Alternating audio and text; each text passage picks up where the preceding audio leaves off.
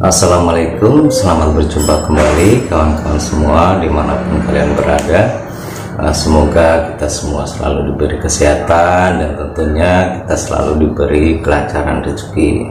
Amin. Pada hari ini saya tidak hunting dulu.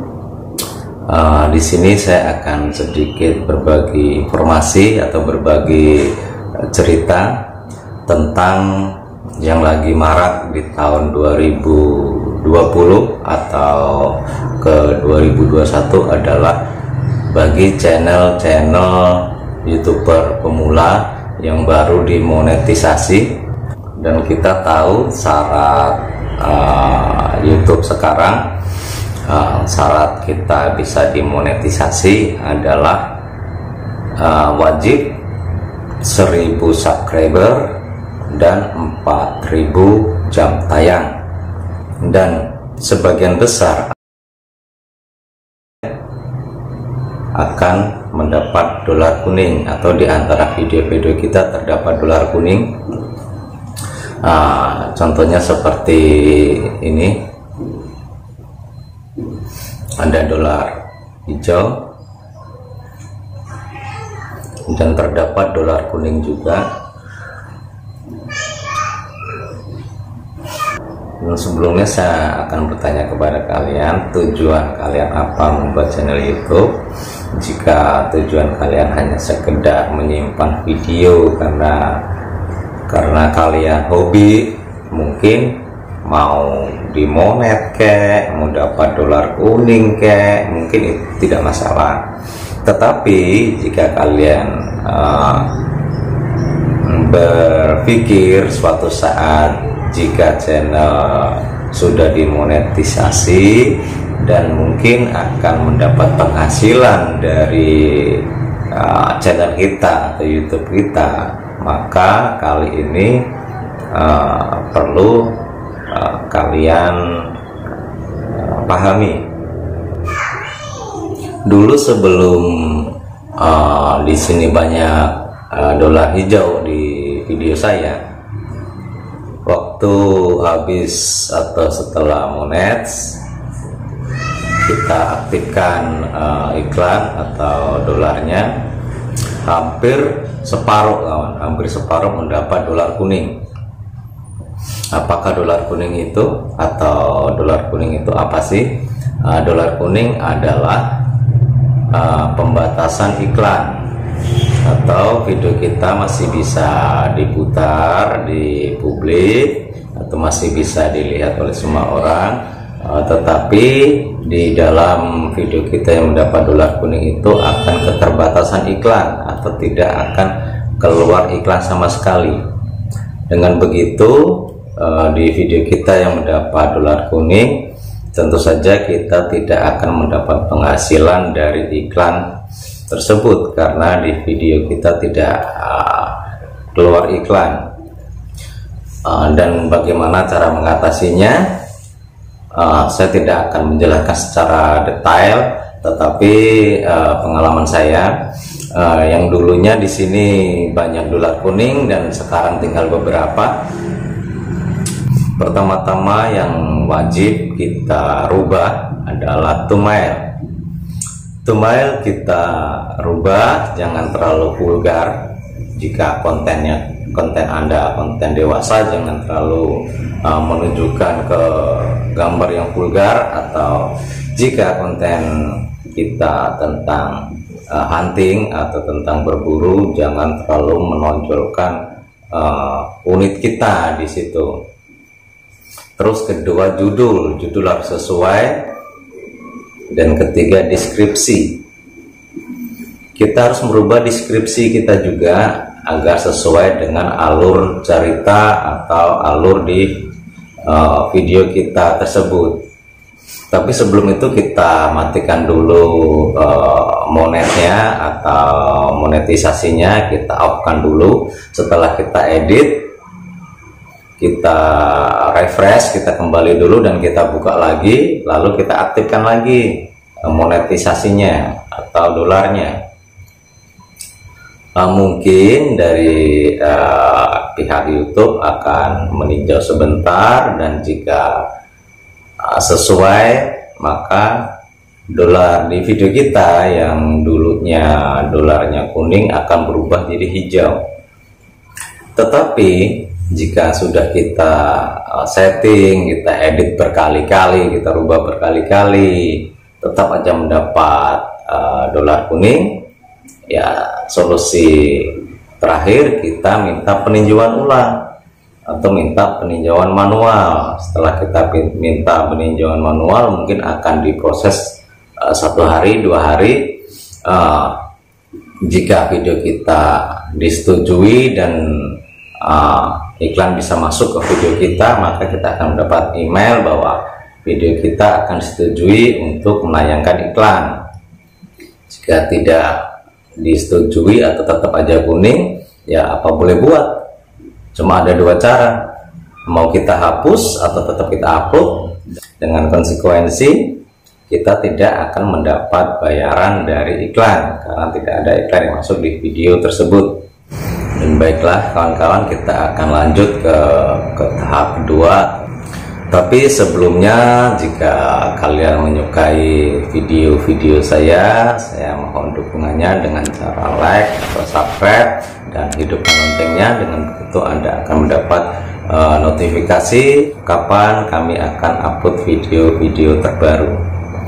Tadi saya membahas tentang keseluruhan atau channel yang umum, dan sekarang saya akan khusus membahas tentang channel berburu, karena kebetulan saya juga bidang berburu atau channel berburu. Saya akan sedikit mengajak dan memberi informasi kepada kawan-kawan sehobi agar nantinya kita tidak sia-sia atau kita sudah capek-capek, kita meluangkan waktu, bahkan kita juga mengeluarkan sedikit dana, karena kita tidak mungkin kita kemana-mana atau kita pergi hunting itu tanpa mengeluarkan dana sama sekali. Yang pertama-tama saya akan membahas apakah channel berburu bisa dimonetisasi di tahun 2020 ini atau di tahun 2021, karena sekarang sudah banyak atau sudah ada aturan baru yang lebih ketat dari pihak YouTube, tidak seperti dulu. Kenapa di sini saya bilang lebih ketat? Karena sekarang itu pihak YouTube benar-benar sangat bisa dibilang sangat sensitif atau sangat mengawasi di aktivitas video kita, yang mungkin sebelum kita dimonet, mungkin dalam video-video hunting atau video-video berburu kita, jika kita terlalu fatal melanggar, mungkin kita akan mendapat teguran, pembatasan usia, atau klaim hak cipta. Cuma 2 itu sebelum kita dimonet. Dan sesudah dimonet, walaupun dalam video kita kayak terasa aman, tidak ada klaim hak cipta, tidak ada pembatasan usia, tetapi setelah kita diterima menjadi partner YouTube dan kita berhasil dimonetisasi, setelah itu langkah awal kita otomatis kita akan menghidupkan dolar, atau kita akan mengaktifkan monetisasi di setiap video-video kita. Dan di situ sebelumnya saya ingatkan bagi kawan-kawan sehobi, jangan kaget. Walaupun di video-video kita sebelum kita dimonet tidak ada pembatasan usia, tidak ada klaim hak cipta dan lain-lain, tetapi setelah kita aktifkan monetisasi di setiap video-video kita, saya jamin hampir separuh di video kita kena dolar kuning. Kalian boleh percaya atau enggak omongan saya ini benar apa enggak, khususnya buat channel-channel berburu, silahkan. Karena saya juga mengalami Di channel saya sudah saya amankan semua sebelum kita monet, dan kira-kira ikuti jam tayang itu dari setiap video saya sudah saya amankan. Maksudnya saya amankan, saya udah menghapus komen-komen yang berpotensi spam. Apa yang dimaksud dengan komen yang berpotensi spam?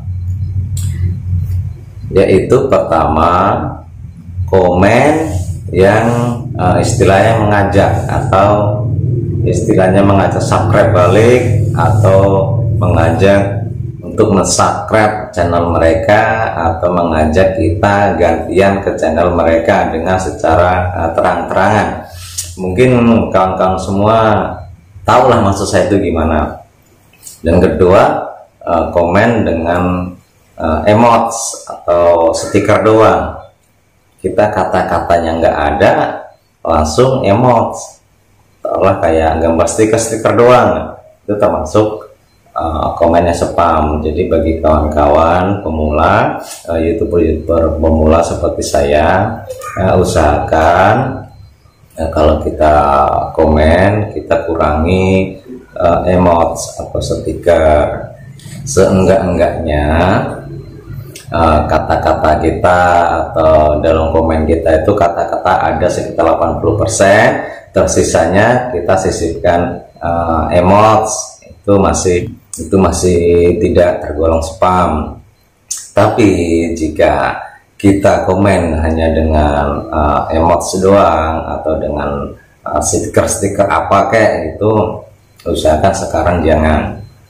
Baiklah kawan-kawan, itu adalah salah satu trik atau cara agar channel kita lebih mudah untuk dimonetisasi.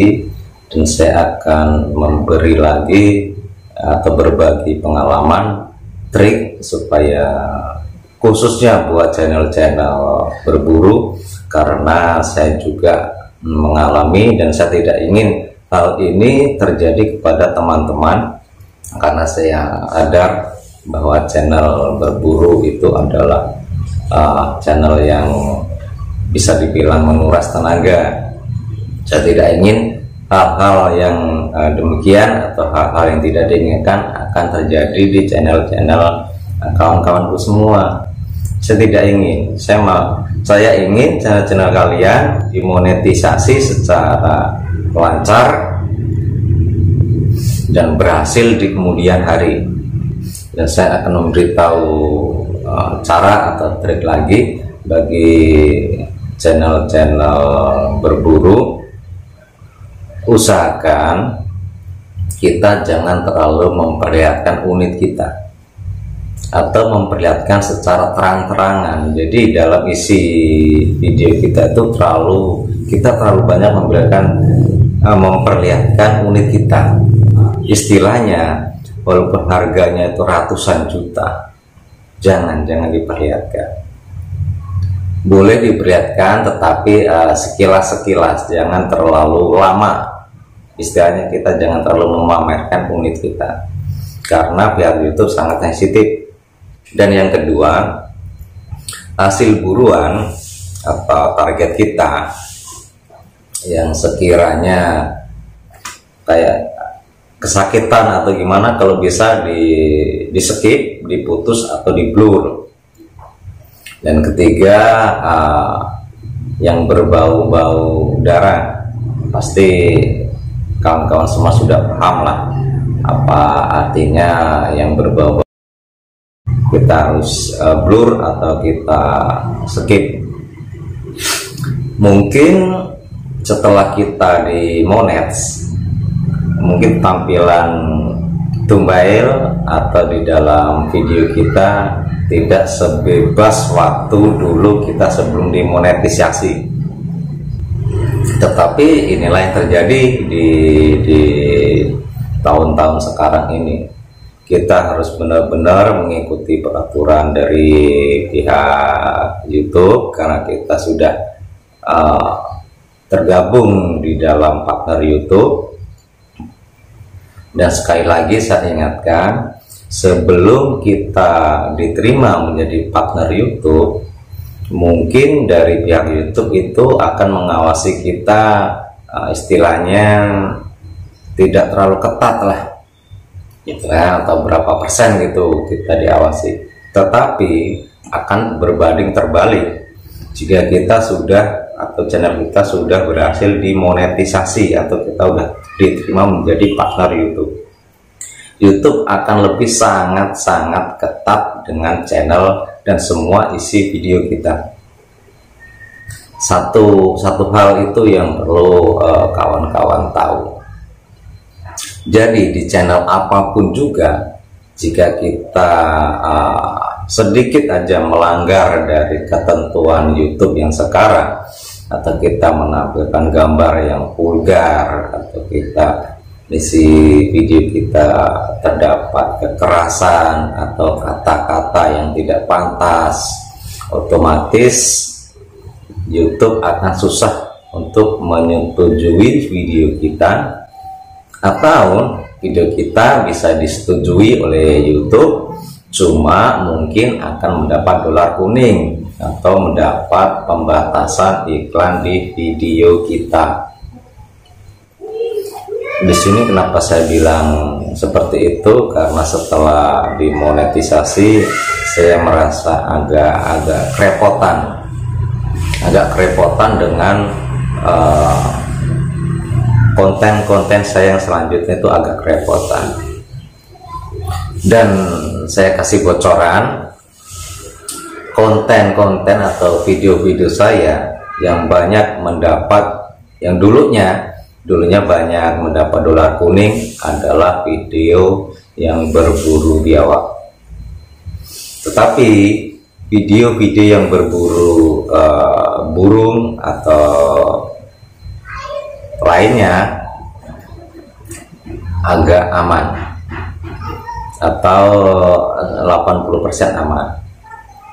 Tapi di video saya yang berburu biawak bisa dibilang 60% kena dolar kuning, karena mungkin dianggap kurang